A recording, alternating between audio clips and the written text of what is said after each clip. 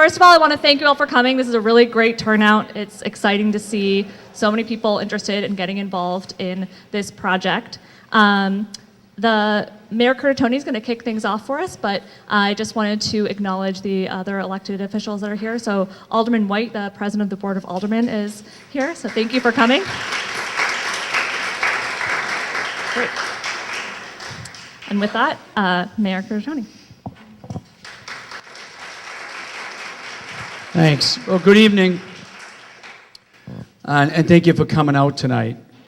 I thought about what I wanted to say, and given the events, it seems like almost daily, but on this topic in recent weeks, there's a lot many of us are feeling. There's a lot of emotion around this issue, and as there should be, a lot of substance. It's important that we continue to arm ourselves with facts and information. Facts that climate change is real. I am proud to be in a community which has driven my curiosity and passion around this issue. All your work that you have done day in, day out has set our policies in Somerville, which I believe is the most progressive city in this nation, and certainly around this issue, one of the most progressive in the world. I do want to thank the President of the Board of Aldermen, Bill White, because he was one of the first to contact me to assure that we would uphold our role, albeit a small one but an important one, in living up to our commitments evangelized in the Paris Agreement. We wanted the original cities, the original 60, and we immediately did that. I want to thank you, President White, for your support on the Board of Aldermen on that.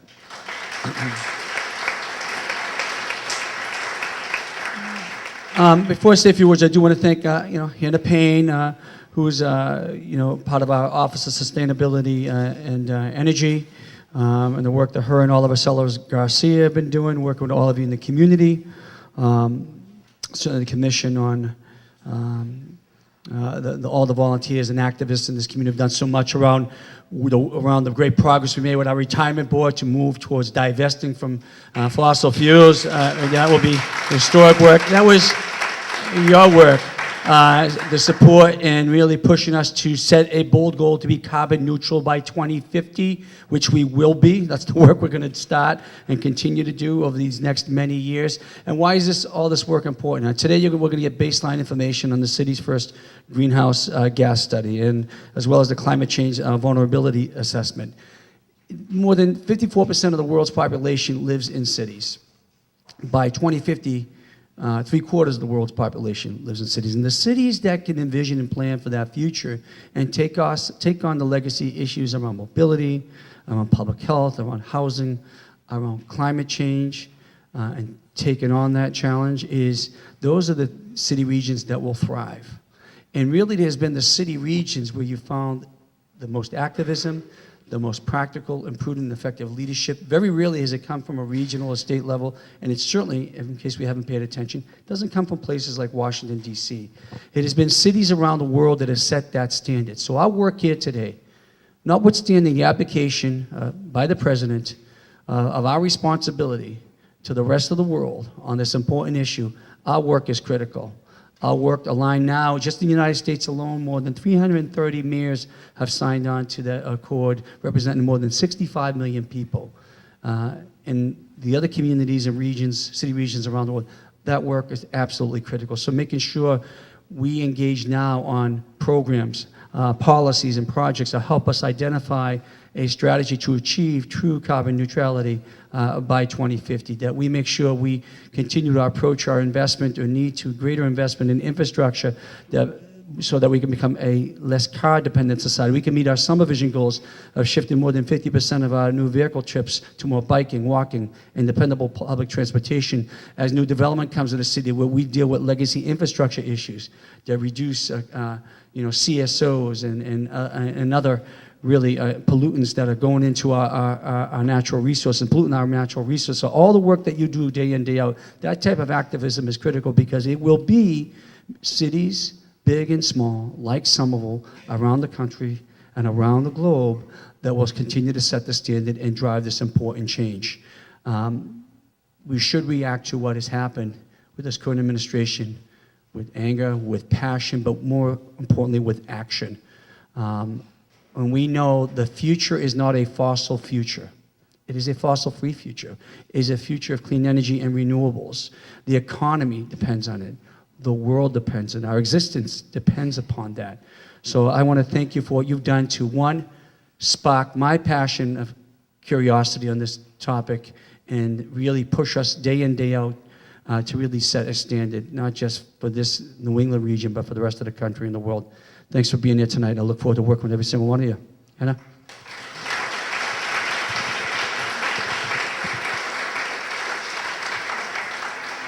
Great. Well, thank you for that great introduction. Before we get started, I just want to introduce a few more people. I'm Hannah Payne. I'm the Sustainability Coordinator for the city. Oliver Sellers-Garcia is the Director of the Office of Sustainability and Environment. And then our project team from Kleinfelder and AECOM, we have Natalie, Amrita, Indrani, and Cully. So they'll be helping out with some facilitation during the small group discussion, so you might get to meet them. And then I also want to acknowledge a couple of the commissioners that are here tonight from the Commission on Energy Use and Climate Change. So Ramon Bueno and Julie Wood, I don't know where, oh, she's in the back. So thank you all for coming. So we're gonna try to fit in a lot tonight. So you just heard from the mayor. I'm gonna share a bit about the give an overview of the Somerville Climate Forward project and kind of where we're heading with this climate change plan. Oliver Sellers-Garcia will then talk about some of the baseline studies we've done, so what we've learned so far about how we're contributing to climate change and also what we need to be preparing for. We'll then have time for small group discussions because we want to hear from you.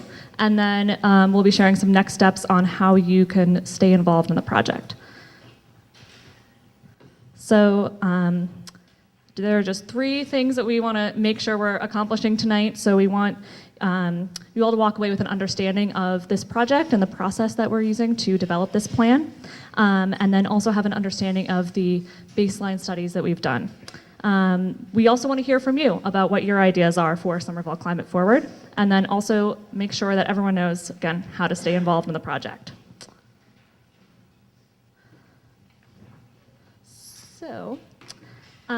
So as Mayor Curtatone mentioned, Somerville Climate Forward will be a comprehensive climate change plan that will identify policies, projects, and programs that will reduce Somerville's contribution to climate change while also preparing for the impacts of climate change.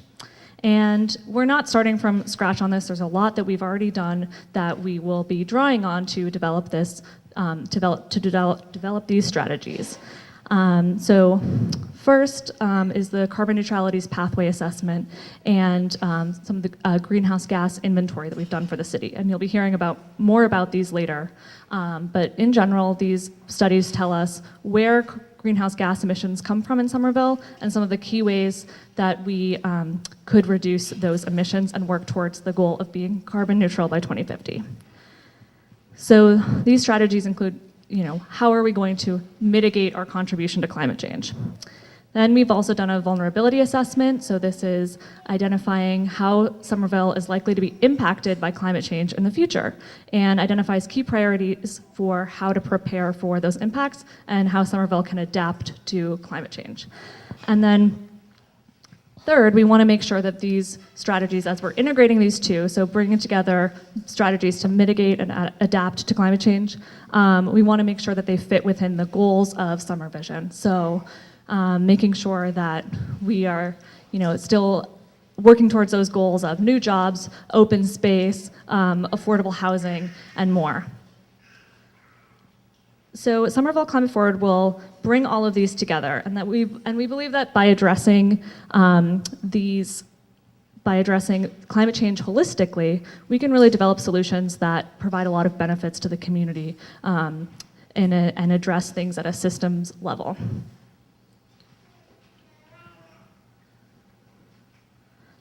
So based on this integrated approach, we drafted this vision for Somerville Climate Forward, and this is that Somerville is a thriving, equitable, carbon neutral, and resilient city that is preparing for climate change while also doing its share to prevent it. So this is really the aspirational goal of what Somerville can be if we are truly addressing climate change on both sides. So There are a lot of terms in here, so I'll give you a few definitions to help frame what we're talking about. So thriving, we can think about this as fulfilling the goals of Summer Vision, that Somerville continues to be a great place to live, work, play, and raise a family. Equitable, this means that the benefits and burdens of climate change will be fairly distributed and that resources can be allocated in order to alleviate the unequal burdens that climate change brings.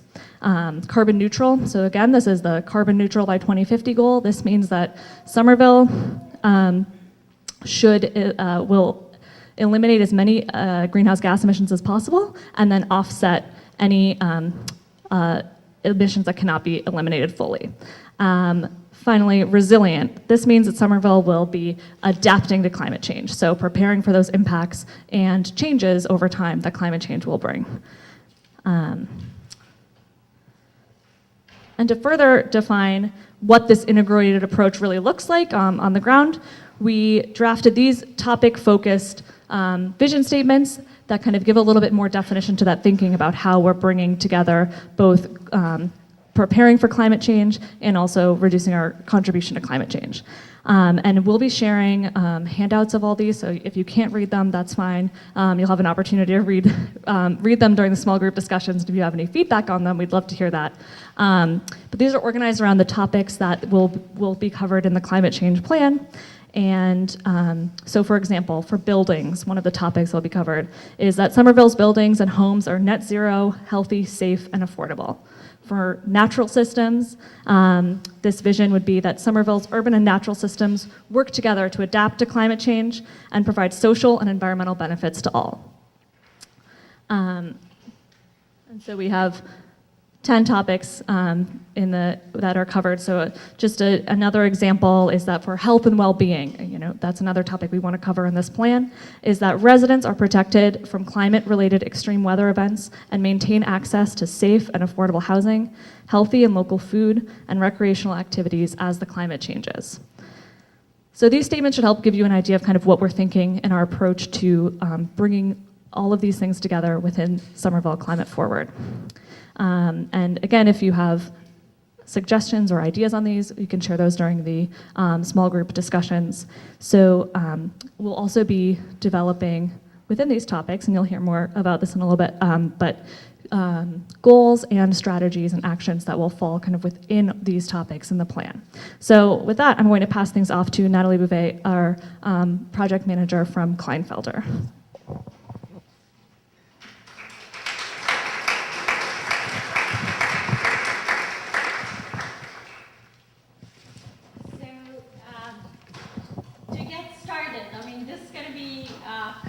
Project, but it's a very visionary one. The city of Somerville is one of the very few, if not the one in the United States that is doing together at the same time in the same plan a mitigation and adaptation measure, an action plan. So this is something that we think is very commendable, and we want to make it successful with the city and with you. It addressed one of the key important things, which we call the mitigation and adaptation nexus. And this is what this graphic is explaining. Is bottom line, you have greenhouse gas emissions, and the city did the greenhouse gas baseline, which Oliver is going to present to you. With greenhouse gas, it increased the concentration of greenhouse gas in the atmosphere, and the climate started to change. So when the climate starts to change, then it's extreme events such as extreme heat or extreme precipitation or storm surge and sea level rise. And that creates impacts, and cities are vulnerable to that. So the city of Somerville just completed a vulnerability assessment that's going to be presented to you tonight as well. So then what are your response? This is this plan. But this plan, what it's doing is it's looking at two aspects. The mitigation aspect is if you reduce greenhouse gas, climate will change less and you will have less impact. The one thing that the city is recognizing is no matter what you do, there's a lag in response. So you need to adapt because things are happening now and you have to be prepared for that. But if you adapt, it will have less impact because your community will be prepared. So in a nutshell, this is what we're trying to do. There's two images here which are green and positive because we have worked on a lot of mitigation and adaptation plan. This can be scary and daunting.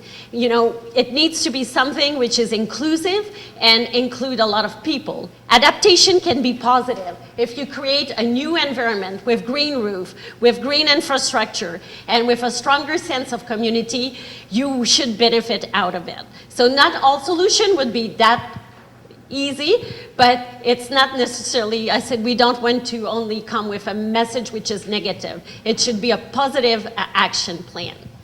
So how are we going to do that? So we divide the process in 4 steps. So it's about research, evaluate, prioritize, and plan for action. And this is where our team with AECOM and Kleinfelder have worked on a lot of projects nationally, and some of us have to work on project internationally. And this is something we think it's important to bring this expertise, and then what does it mean for you, and what does it mean in Somerville? And to go slightly, what is research about? So research is looking at example, and we're going to look at and best practices. And we're going to look at a range of example and best practices. Some of them will be high-level policies, like this one in San Francisco, that ease the permitting process for solar panel. So it would provide incentive to have that, and would increase, in that case, both resiliency and adaptation.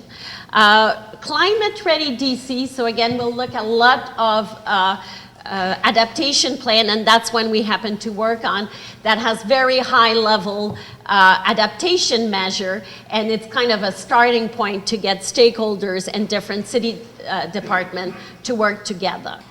Once we're done with that research, what is really important is to bring it home. What does it mean for Somerville, and what it means for what is the unique fabric of this community. So this is where to look, for example, at what it means in terms of owner occupancy, your housing stock, the type of business you have, the type of population. And this is where the 2 baseline study are going to be very important, because they provide kind of all the information that was done here for Somerville. And then once you come with a range of, I should also mention also the important thing for evaluation is we're going to look at how the measure reduce greenhouse gas, how they increase the adaptation, but we also look at the one that benefit one from another, where there are co-benefit, they contribute both. One measure can contribute both to mitigation and to adaptation, but there are also some measures that are in conflict. They help you, for example, to be adapted, but they might increase greenhouse gas emission. I'll take like if everyone has AC, for example, and it will increase your energy demand. So this is the kind of things we will have to assess and see what's most needed, you know. So that brings us to prioritization. And this is where, informed by your feedback from the city, we'll have to sort what is most important for this community and to start to understand what is most at key. So this is one example here, and that looks at, for example, from an economic point of view, you know, what are the implications in terms of the social aspect, in terms of the environmental or the governance. So this is the 5-minute overview of this project, but this is to explain, you know, how we want to get to the action plan or the plan for action, you know, where there are all the priority area identified by the city, and then how are we going to take the sum of the measure we will have, the one that are most efficient from one point or the other or should be prioritized, and then which of these ones should come to the top for a different reason, or, you know, and which one that need immediate action now, and which one, you know, you have a bit more time to react, or which one would be the missed opportunities.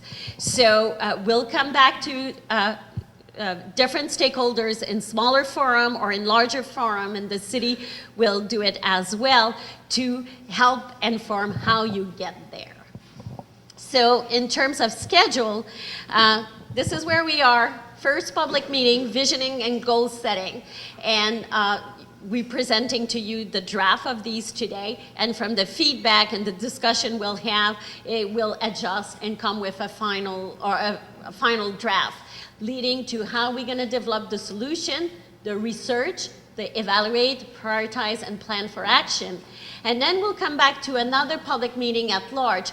Along this process, there will be smaller group, and we'll use other public meetings to get feedback as it informs other projects as well. And then we'll present the draft recommendation for the plan, and then after that, we'll issue. So I think I'll turn to Hannah if there are questions, but that's a brief overview. Yeah, so thank you.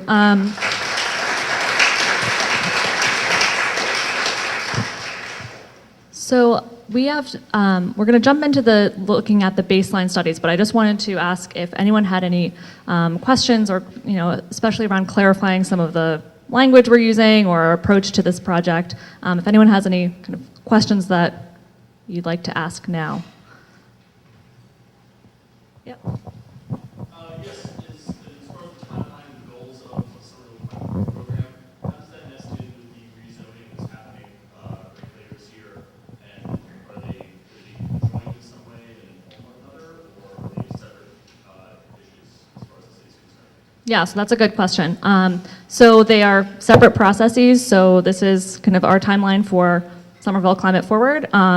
You know, if there are, we will try to work with the zoning process to identify, you know, things along the way that would be important to think about for preparing for climate change, but they are separate processes. So, all right, so it looks like no more questions for right now. We'll, so I'm going to pass things off to Oliver Sellers-Garcia to provide some information on these baseline studies you've been hearing so much about.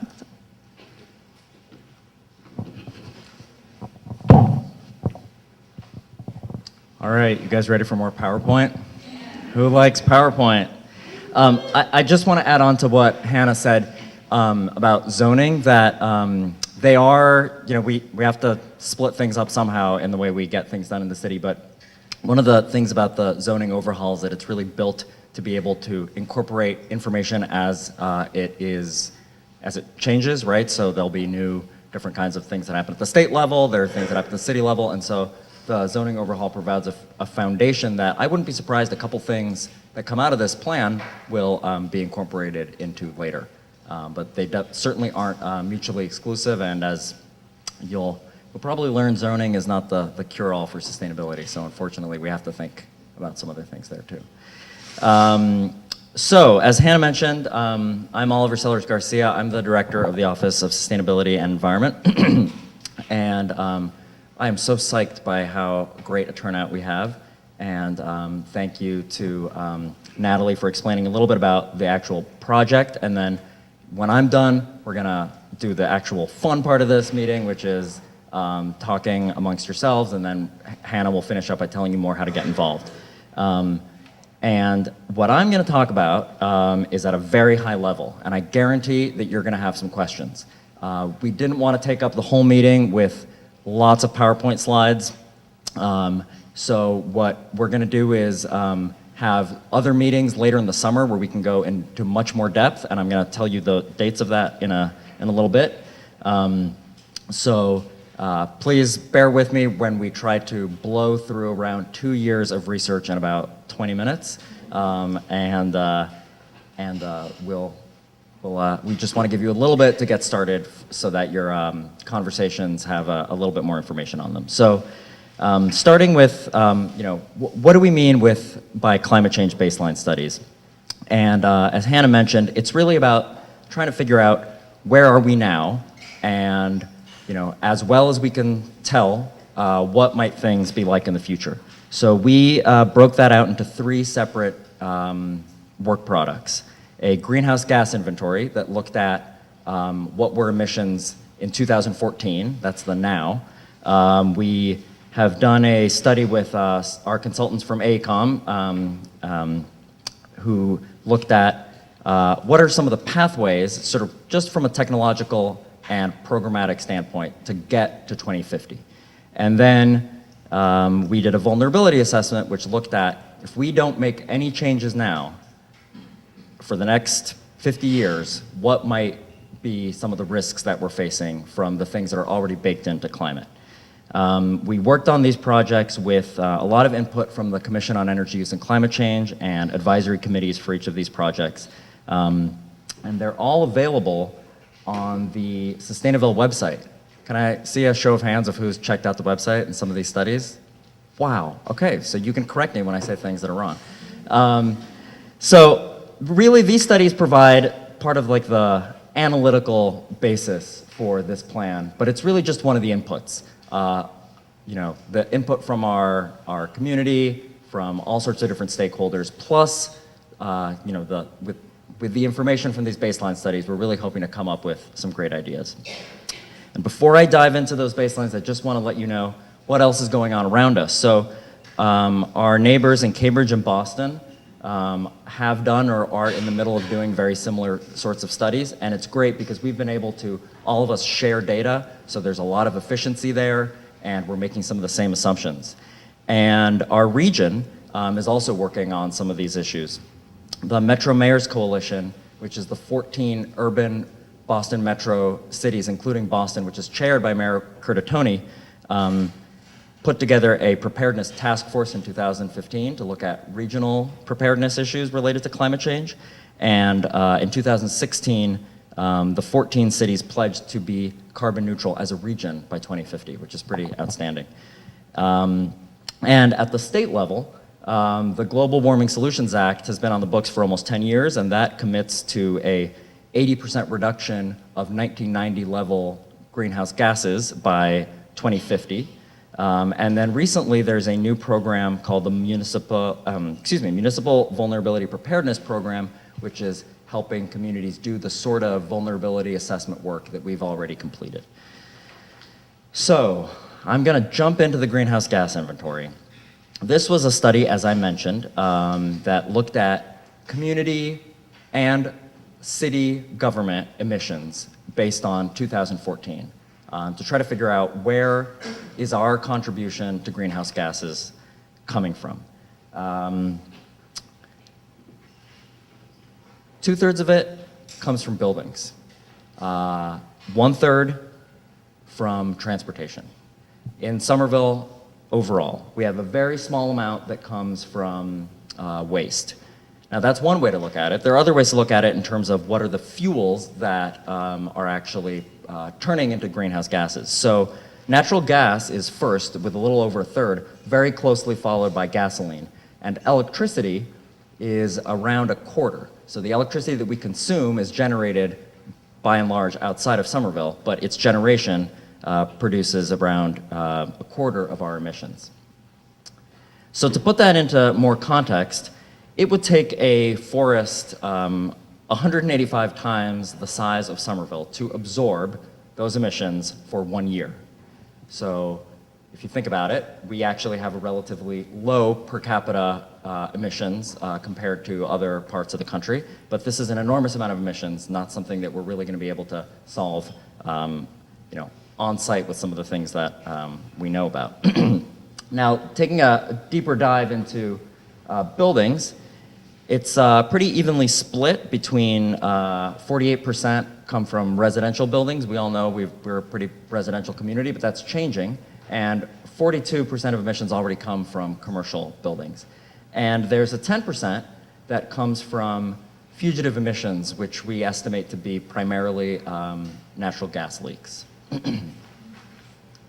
Now, that third of emissions that came from transportation, it's almost entirely vehicles. Transit is a very small portion of that. I'm sure that's not a surprise to a lot of folks here. And then just to put a little more context on it, emissions from the city of Somerville's government operations are only 2% of emissions for the community overall. So we are working very hard to reduce our emissions. There are grant opportunities available to municipalities. We want to lead by example, but even if we got to zero, it would be a drop in the bucket. So there's a lot that we have to do as a community. Just to give you a peek at our community emissions, this isn't on that chart, but 74% come from buildings. And as you can see, the majority of that is from schools. And our vehicles, which are about 11% of emissions, primarily the largest source are emergency vehicles. So I like to joke that this is a picture of Somerville's largest electricity consumption source, Christmas decorations. But that's not true. I already proved to you that that's not the case. But really, so we know where we are now, but it's hard to think getting to carbon neutrality, this goal that we have as a city and a region, what would that even mean? You could imagine, all right, well, let's just make natural gas zero. But there's some steps in between. So we did a study with our friends from AECOM to look at some possible pathways to get there. So I just want to stress when I show you some of the next couple slides that this is kind of like a theoretical exercise. It's not a plan, and that's why you're all here. You're here to help us figure out how we actually implement this. But if we took technologies and programs that exist today and really, really applied them very aggressively, could we even get there? How close would we get there? And what are the ones that would give us the most bang for our buck? So the top line is our projected emissions, and that straight line going down to zero by 2050 is our goal. And so the question is, how much of that can we fill in and how? So we worked to look at some of those different technologies and setting some interim targets by what is the scientific consensus of what our per capita consumption really needs to be. And trying to set some of the adoption and uptake percentages of those technologies to try to coincide with that. But I'll just tell you right now, these assumptions are really aggressive. We just want to understand how we get there. And I'm just going to take a minute and say, I see a lot of you guys taking pictures of these slides. By all means, you can do that, but this presentation will be online. It is the opposite of secret information. I love that you want to look at it, so we will get it out there. So this is a whole hour presentation in and of itself, where we walk through these different components of how we got there. But in summary, these four different colors represent our four different sectors of emissions. So yellow is electricity generation. That red-orange color is buildings. Green is solid waste. And purple is transportation. And over on the right side, you can see some of the technologies that we looked at and to see how far they could get us as the economy grows, as population grows, and also what's very interesting is how these connect with each other, because some of them actually have can build off of each other. And so a slightly easier way to look at it is in this table, and we have stars next to some of the strategies that make some of the biggest impact. So if we switched to 100% electricity, that would make about 30% of the impact that we need to reach 2050 carbon neutrality.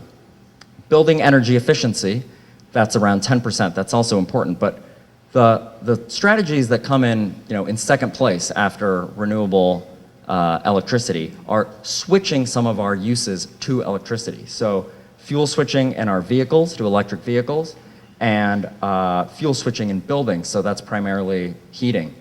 Most of us use natural gas and some oil. So if those systems move onto electricity, and our electricity is already 100% renewable, we see some pretty dramatic numbers adding up.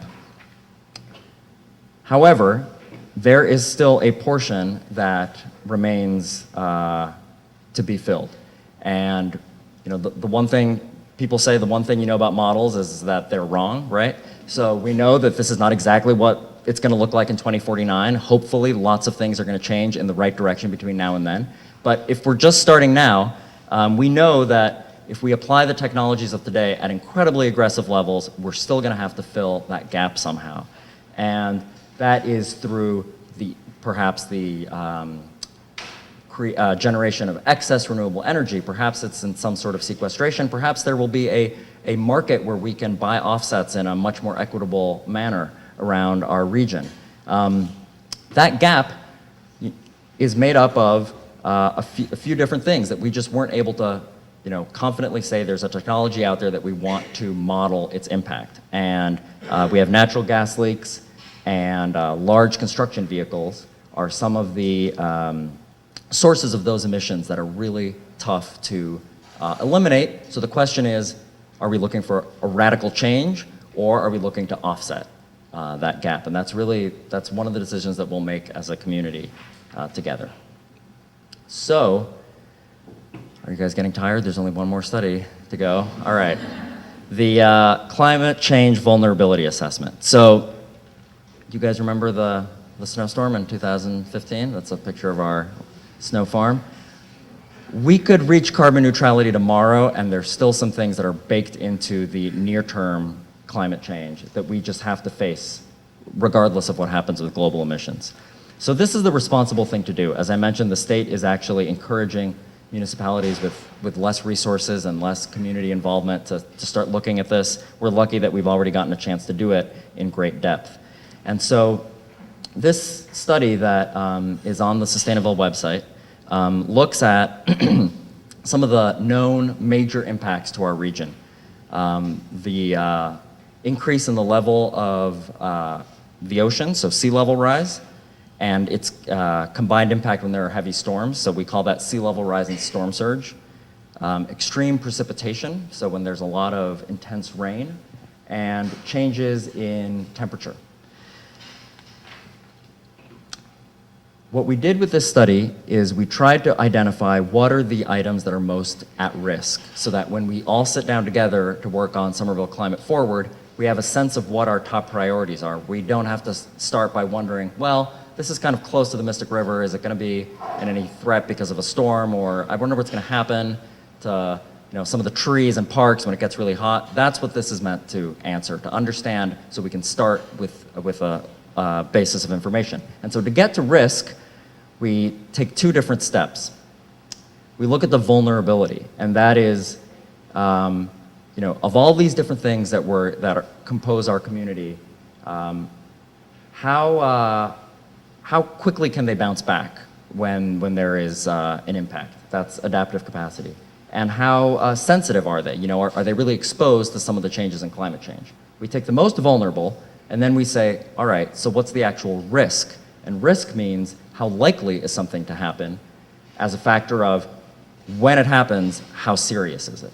So that's how we end up with the items that are most at risk. I'm going to take a step back and talk about those three impacts for a second, because I think that's one of the things that's most interesting about this study when we talk about it with different people, is to get a sense of what we might be looking at in Somerville. So with respect to sea level rise and storm surge, I've got the maps here. You've probably seen them in other cities that show our entire cities underwater. We actually don't have that situation in Somerville because of our geography and topography. We're much less at risk to sea level rise and storm surge related flooding than some of our neighbors, particularly I'm thinking of Cambridge and Boston. It's important, if you can see this map, I know some of you in the back can't, that Medford is not mapped here. The model in this map doesn't show Medford, but Medford is definitely impacted. And what we see here is that our sea level rise and storm surge issues really are focused on two specific points: the Amelia Earhart Dam and a flood pathway that's right behind the Schraff Center in Sullivan Square. Another thing that I just want to point out is that these maps are probability of flooding in 2030 and 2070. And that's it's a fortunate, unfortunate shorthand that we use a lot. You know, this is going to happen in 2030, this is going to happen in 2070. Actually, all of this depends on what happens with global emissions to some degree. So what's really important to think about is actually, this is what happens when there are, when the climate has reached that point. And that's not going to happen necessarily at 2070 or 2030. And it also doesn't mean that in 2069, everything's great, and then in 2070, it all starts happening. So when you hear us talk about what are some of the impacts that might happen in the future, it's really kind of a sliding scale of the probability of some of these models, which, you know, we took our best guess and did what our neighbor cities are doing, but also what happens with global mitigation efforts. Now, related to precipitation, I think one of the important lessons here is the places where there's flooding now, if we don't do anything, there will be more flooding. That's not a really big surprise. So we've got some flooding maps here, but then think about what happens when storms are more frequent, and perhaps by 2070, or when we reach that level of global emissions, we might be having storms that have 30% more precipitation than they do now. Our current stormwater infrastructure in some places is just not built to today's needs. And so it's great that we're doing projects now to increase that capacity, but we're really going to have to think, you know, where do we prioritize changes in infrastructure, and where do we start to think about some things differently? And then the last of the three impacts we looked at was heat. And we're right in the middle of a urban area. You know what Somerville looks like, and there are some neighborhoods that are more, you know, more at risk relative to heat than others, but really the whole Boston metro area is an urban heat island. And so we've got to think about what it's like when today we're looking at maybe a week and a half of days over 90 degrees, and potentially if we reach, you know, if we don't do that much with emissions, we don't we don't reduce down to the levels that were agreed in the Paris Climate Agreement, we could be looking at between 50 and 90 days over 90 degrees. That's not a heat wave, that's a new way of experiencing several months out of the year. So a little bit on the study. What we did is that we took projections of those three different climate changes and applied them to the current state, and that's important to think about because that's with no improvement, but the current state of some of our physical assets. And then we also looked at how do, you know, non-physical things interact with that. So us, people, our human health, our emergency services, what are some of the economic impacts? And that yielded an enormous list of different items that we passed through those two matrices that I showed you a little bit earlier. I highly encourage you to look at the vulnerability assessment report and come to the meeting we're having later because there's just too much there to discuss right now. So I'm just going to give you three examples so you get a sense of what some of the priorities were that we got from this study. So one example is our vulnerability to heat. So what does heat stress do to people's daily routines? So our urban form, I mean, you know, we're not a farming community. We are who we are. This is Somerville, and we love it for a reason, but a lot of our roofs are dark. There's a lot of paving. Our environment is not necessarily built to, you know, for thermal comfort on a hot day. So with more heat, there can be stresses on, you know, walking and cycling and waiting for the bus, on air quality, and also there can even be some changes in, you know, in disease vectors. So for example, mosquitoes that their environment changes, and so we might be looking at diseases here that we hadn't in the past.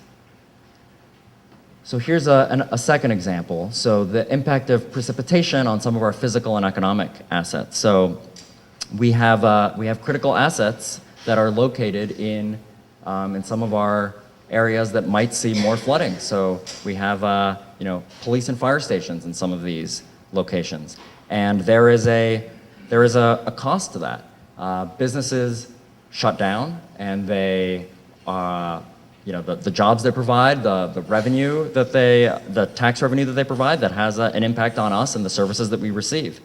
And then I'm going to show you a third example, which is flooding if perhaps there is a failure at the Amelia Earhart Dam. And this is really critical for us to understand because there are impacts to the East Somerville, Assembly, Winter Hill neighborhoods potentially in a very severe storm if the dam fails and there haven't been any upgrades to the dam. But the reason I bring up this example is that this is squarely outside of our control.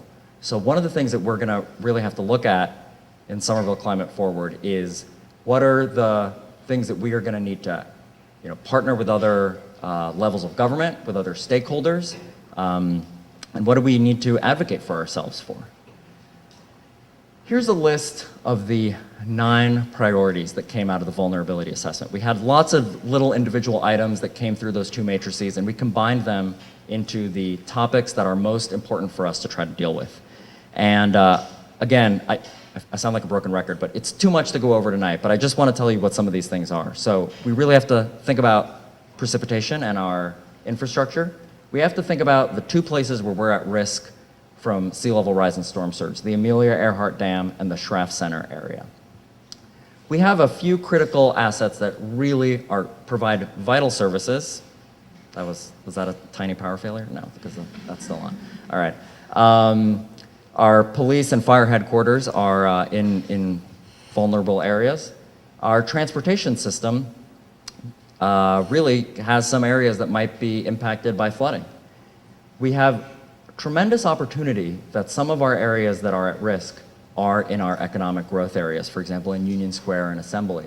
The development really provides an opportunity to do things right. This is not something that we have in some of our other areas that are built up, but we have to focus on that.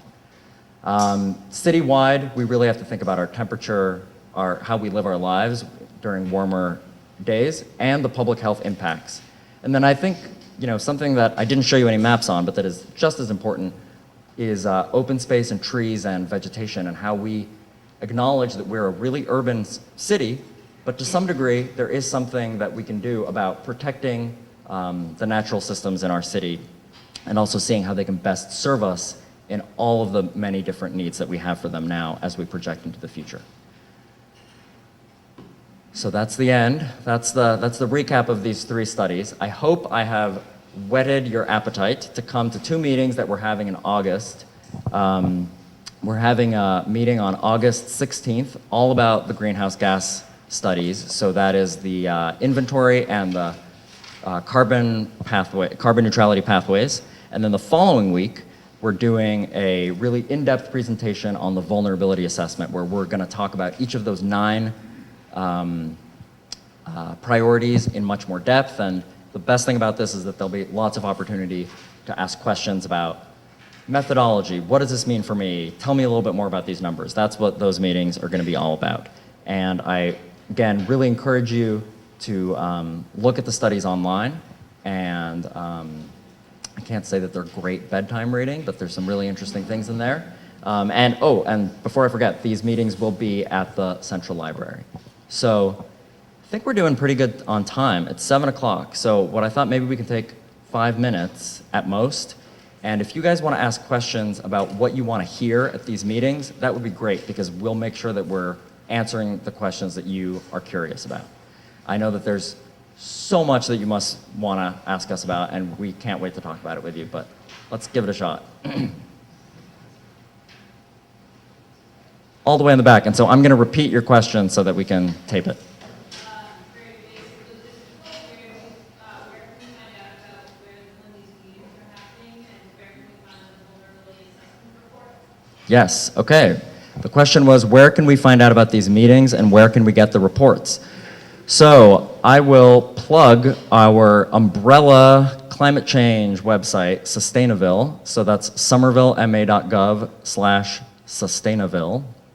And there's tons of great information on there. There's a tab called Reports and Resources, and that's where these studies are located.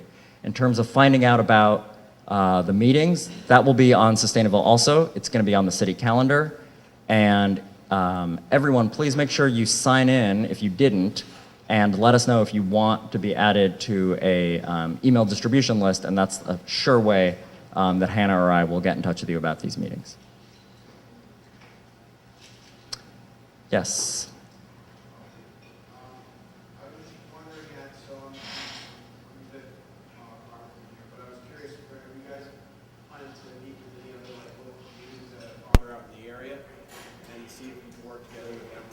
climate change compared to like Florida or Lowell? Is that too far for you guys? Or is that? So the question was, are we working with other communities? And you mentioned, Would you be willing to accept or like contact groups out from here? let's see if we get lucky again with the lights going on again. Yes, we definitely work with other cities. The Metro Mayors Coalition is one of the greatest groups that our cities have to coordinate on, and we are constantly trying to work with other cities on climate change. So we are, from a city-to-city level, we love to work with other cities, especially in Massachusetts. Yes, up here. You mentioned that 66% of the population of Somerville is renters. I was just thinking about what can we do as a community to inform and mobilize renters who might be more transient and get them involved, and also what steps can renters take who don't own their houses and so they can't put solar panels and completely restructure their houses for energy efficiency. Basically, I'm curious what steps an individual can take and what steps can we take as a community to inform and mobilize renters. Right. That is so important. And when Natalie mentioned, she used that example to say, how do you scale things from other cities that are best practices to Somerville? I thought that was a really great example because there are going to be some awesome examples of what to do in a wealthy suburban neighborhood where everyone is a homeowner for solar, and that's not where we live. So that's, it's really important to get that right. All right, so I've got a few thoughts. One is, Hannah's going to talk later about the different working groups that are going to be the main way to stay involved in this, in Somerville Climate Forward, and one of them is about education and outreach, and we really want to use that group. It's the only one that isn't one of like the technical topic areas like buildings and energy and that sort of stuff, because we want to, over the course of the project, really think about how to get people involved in Somerville Climate Forward, but also to have them participate in climate change action beyond the creation of the plan. We are also working a lot to try to figure out how do you reach people who aren't here for the summer or who can't make it to a meeting. So, there's the one-way stream of communication where we're recording this meeting. Hi, everyone, on video. And we have a great survey online for folks to fill out and give us more feedback and see how they can be involved. But we're really looking to find ways to reach people. My guess is a lot of folks who are renters and, as you mentioned, the student population, to meet them at the ways that they like to communicate. Now, specifically programs for renters, I'm going to ask Christine Andrews to stand up and raise her hand. Christine Andrews is with the Housing Division, and she does a lot of work on energy efficiency and programs that are available to residents, both renters and homeowners. So talk to Christine or get in touch afterward. Yes? First of all, kudos to the city for putting together these two assessments. It's really impressive that the city's willing to look at these issues because it's easier to just throw them under the rug and not deal with them now. So congratulations for that. They bring up difficult questions, obviously. And, certainly with the built environment, that's the biggest issue to face. And we know that the elephant in the room with that is existing building stock, very tough to tackle and go back to get. But is the city for new development? There's a lot of new development happening in the city and more new development to come with Union Square. Is the city incentivizing developers to, get to net zero, which we know from a building science perspective is certainly buildable or doable on a scale perspective and an affordable cost? What's the city doing to incentivize that kind of development? That is the exact sort of question that our Buildings and Energy Working Group, I hope, will be tackling. Because there are things like, lead requirement that's proposed in zoning, but I think, as some of you might know, lead is not enough, and also the city does not control the building code. So the real changes that are going to have a much broader impact are not always something that we can just push a button on. So it's a difficult question, and that's exactly the sort of thing that we want everyone's input on, and we want to try to come up with a solution for. And I see Mayor Curtatone with an answer to that. You added on certain requirements to lead and so forth. I mean, that's not going to be enough. And we've adopted new stretch coaches that have come in. We're seeking that same sort of input and creativity of how do we incentivize that in the future. But we've also been able to garner investments in critical infrastructure, legacy infrastructure issues we have, like in Union Square, where we have to take on a massive water and sewer separation. We have CSOs going from the Huntington straight down to the Mills River. From the west side of Somerville Lab into the square, we had a massive water and sewer separation project. It was completed about 10 years ago. We had a $50+ million project, and we're getting developers to help to invest in that, make contributions to that infrastructure, including make investments towards the Green Line extension, where we, if you don't remember or recall, we have to pay a $50 million check for an environmental justice project that was legally required. But developers now have to have a responsibility to help pay that amount for us. So we're certainly putting some requirements, mandating this in certain ways, but we're trying to understand what the future technologies, what the incentives should be as we move forward to think about, what should the zoning overhaul look like, or how do we really unlock, not just monetary, but community value and not transformative areas.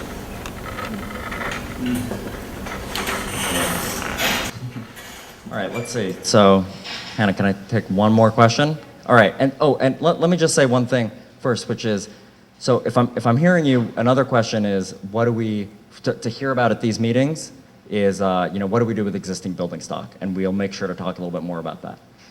All right, so there was one question in the back.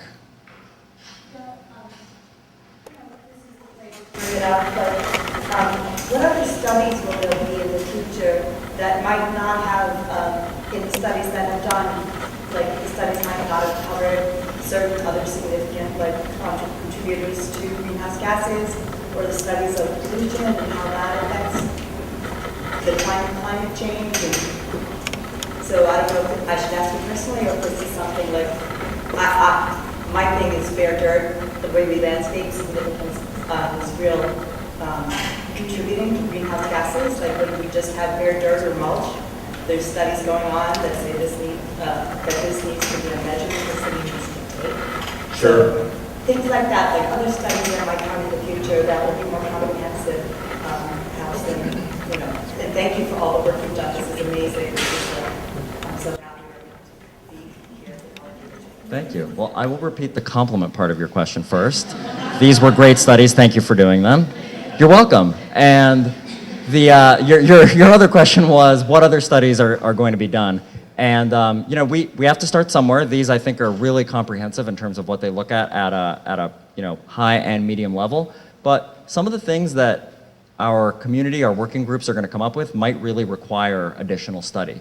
And I think that we can't, the best studies to do in the future are the ones that are related to something we want to get done. So we're at a great point right now where if some ideas come up that really seem like important priorities, but we need to understand better what what we're getting into, that's probably some of the recommendations that might come out of Somerville Climate Forward. And I just want to recognize Alderman Rossetti, who just joined us in the meeting. Thank you. Great. So I said only one more question. So why don't we talk afterward? I don't want to eat away from your time to all talk with each other. So I'm going to pass it back to Hannah. Thank you guys for bearing with me with this long PowerPoint. If you're a glutton for punishment, come back for these 2 meetings and we'll get really in depth. So thanks.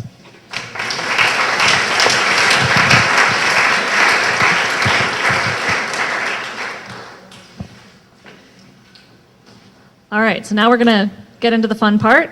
We want to hear from you on what your thoughts are for this project and this plan. And again, if you have lingering questions, we can make note of those and make sure we cover those in the meetings in August. So just to kind of bring things back so we can be reminded of what we're going to be talking about. Oliver just went over all of these baseline studies and kind of what we learned from those. And now we want to really be thinking about, okay, how do we move forward from this? What sort of strategies do we want to be developing for Somerville? And what makes sense for us to do in the short and medium term to work towards these long-term goals? So again, just a reminder of this is kind of the overall vision that Somerville is a thriving, equitable, carbon neutral, and resilient city that is preparing for climate change while doing its share to prevent it.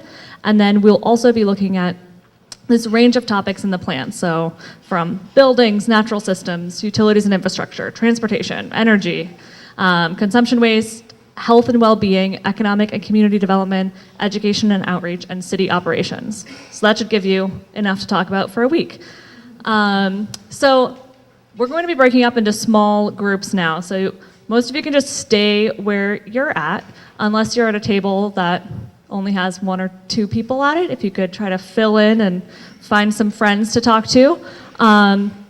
We're also going to have some members of our team help facilitate and take notes at these of these conversations. So if you don't have a facilitator at your table, maybe leave one seat available. So what we're going to discuss is, what does a carbon neutral and climate prepared Somerville look like to you? And so we want to hear kind of the range of your thoughts on this. This can be comments on the vision, all the way down to really specific actions, like some that I saw over there, like putting solar panels on parking lots, things like that. So just a reminder to be respectful of everyone in these conversations. There are no wrong ideas. And that we're going to be sharing all of the notes on the Sustainable website. So we won't have time to share out at the end, but if you're interested in hearing what other tables had to say, we'll be sharing those. So there are a few key things that we have lined up. First, we're setting up working groups around the different topics that we're covering in this plan, and I'll talk more about that in a second. There's also a survey online that you can find on the Sustainable website, and I also shared it on our Facebook group, so that's Green Somerville.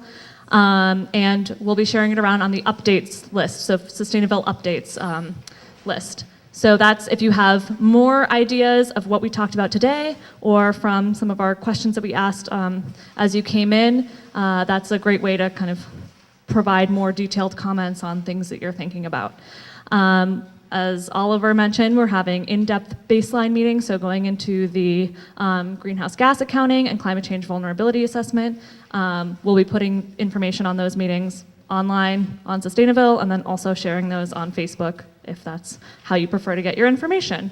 We'll also be at summer streets and other festivals throughout the summer and fall, so again, if you stop by, have more ideas, and we can hopefully share some updates on the progress of the project there in a more informal setting. And then we'll be having another large community meeting like this one later on in the project, so in the late fall. So, working groups. So these are the different topics that we'll be forming working groups around. So there are 8 right now. And the intention of these working groups is to provide structured input into strategies that we're developing for this plan. So we really want these to be working groups. You'll be required to do a little bit of homework and come to kind of workshop ideas and help us develop these strategies in this plan. And the working groups will be made up of community members, subject matter experts, and city staff. So, and they'll be meeting 3 times throughout the project, so we want to be, respectful of people's time commitments, and also make sure that the working groups are effective at kind of helping us throughout key parts of the project. So if you are interested in signing up for a working group, please email me, or if you sign up tonight, that's great. But the deadline to sign up is July 9th, and then I'll be sending out emails that week, so starting July 10th, about scheduling the first meeting. The first meeting will take place in August or early September, and will be an idea brainstorm kind of session. So helping us think about different ideas that we should be considering on these different topics and strategies to consider. Then in the fall, so we'll be having the second meeting. We'll be asking you to review some work in between those meetings and come back to that meeting with ideas about how to scale some strategies to Somerville and really help us think about what makes sense here and what will work here. And then in the winter, this meeting will be to review some near final strategies and really think about implementation and kind of what the next steps need to be.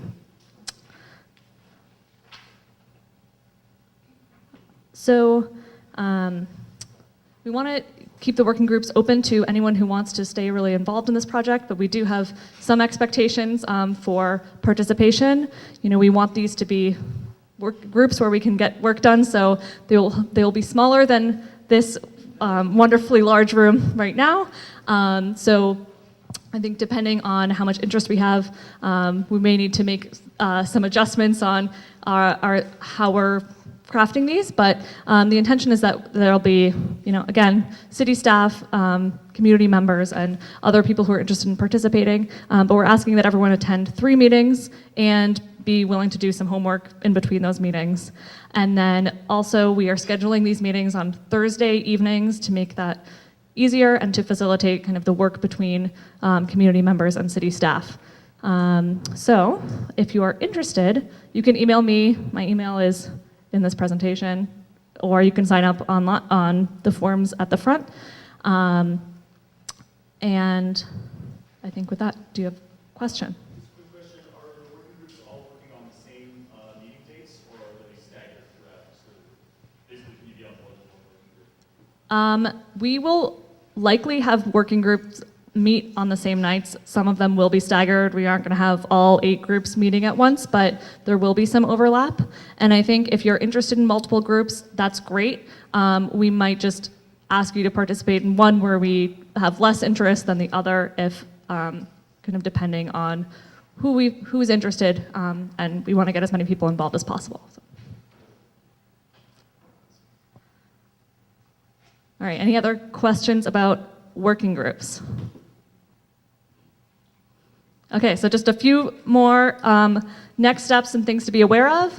So I already gave you too much information about working groups. And you can also sign up for Sustainability updates. So if you are interested in just getting information about what's happening with the project, what other work we're doing in the Office of Sustainability and Environment, we send out a newsletter through Sustainability updates.